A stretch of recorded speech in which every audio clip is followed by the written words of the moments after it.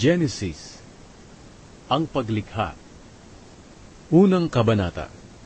Nang pasimula, nilikha ng Diyos ang langit at ang lupa. Ang mundo noon ay wala pang anyo at wala pang laman. Ang tubig na bumabalot sa mundo ay balot ng kadiliman, at ang Espiritu ng Diyos ay kumikilos sa ibabaw ng mga tubig. Sinabi ng Diyos, magkaroon ng liwanag, at nagkaroon nga ng liwanag. Nasiyahan ng Diyos sa liwanag na nakita niya. Pagkatapos, inihiwalay niya ang liwanag sa kadiliman. Tinawag niyang araw ang liwanag, at gabi naman ang kadiliman. Lumipas ang gabi at dumating ang umaga. Iyon ang unang araw. Pagkatapos, sinabi ng Diyos, magkaroon ng pagitan na maghihiwalay sa tubig sa dalawang bahagi, at nagkaroon nga ng pagitan na naghihiwalay sa tubig sa itaas at sa tubig sa ibaba. Ang pagitang ito'y tinawag ng Diyos na kalawakan.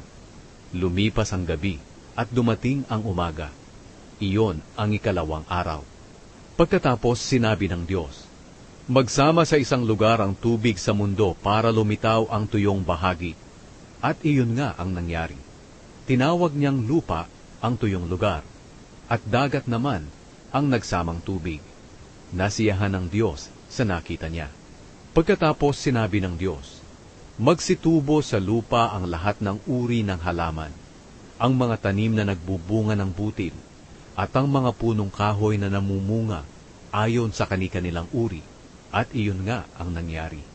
Tumubo sa lupa ang lahat ng uri ng halaman, ang mga tanim na nagbubunga ng butil, at ang mga punong kahoy na namumunga ayon sa kani-kanilang uri. Nasiyahan ng Diyos sa nakita niya. Lumipas ang gabi at dumating ang umaga. Iyon ang ikatlong araw. Pagkatapos sinabi ng Diyos, magkaroon ng mga ilaw sa kalangitan para ihiwalay ang araw sa gabi, at magsilbing palatandaan ng pagsisimula ng mga panahon, araw at taon. Magningning ang mga ito sa kalangitan para magbigay liwanag sa mundo. At iyon nga ang nangyari. Nilikha ng Diyos ang dalawang malaking ilaw.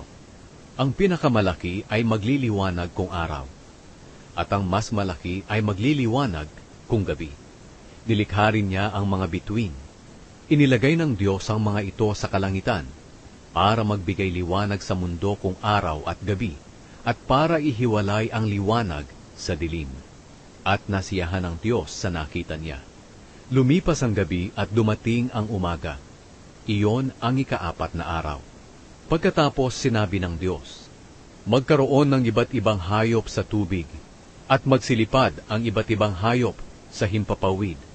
Kaya nilikha ng Diyos ang malalaking hayop sa dagat, at ang lahat ng uri ng hayop na nakatira sa tubig, at ang lahat ng uri ng hayop na lumilipad. Nasiyahan ng Diyos sa nakita niya, at binasbasan niya ang mga ito. Sinabi niya, magpakarami kayo, kayong mga hayop sa tubig, at mga hayop na lumilipad. Lumipas ang gabi, at dumating ang umaga. Iyon ang ikalimang araw.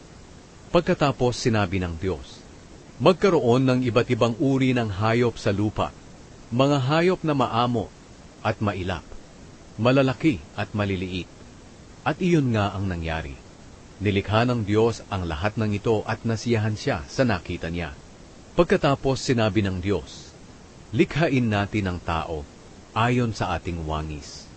Sila ang mamamahala sa lahat ng uri ng hayop, mga lumalangoy, lumilipad, lumalakad at gumagapang.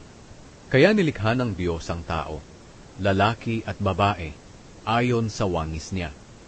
Binasbasan niya sila at sinabi, magpakarami kayo para mangalat ang mga lahi ninyo at mamahala sa buong mundo, at pamahalaan ninyo ang lahat ng hayop. Pagkatapos sinabi ng Diyos, ibinibigay ko sa inyo ang mga tanim na namumunga ng butil, pati ang mga punong kahoy na namumunga para inyong kainin.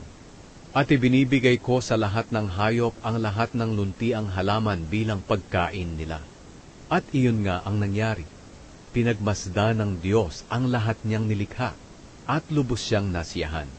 Lumipas ang gabi at dumating ang umaga. Iyon ang ika-anim na araw. Ikalawang kabanata. Natapos likhain ng Diyos ang kalangitan, ang mundo at ang lahat ng naroon. Natapos niya ito sa loob ng 6 na araw at nagpahinga siya sa ikapitong araw.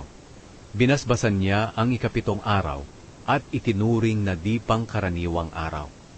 Dahil sa araw na ito, nagpahinga siya nang matapos niyang likhain ang lahat.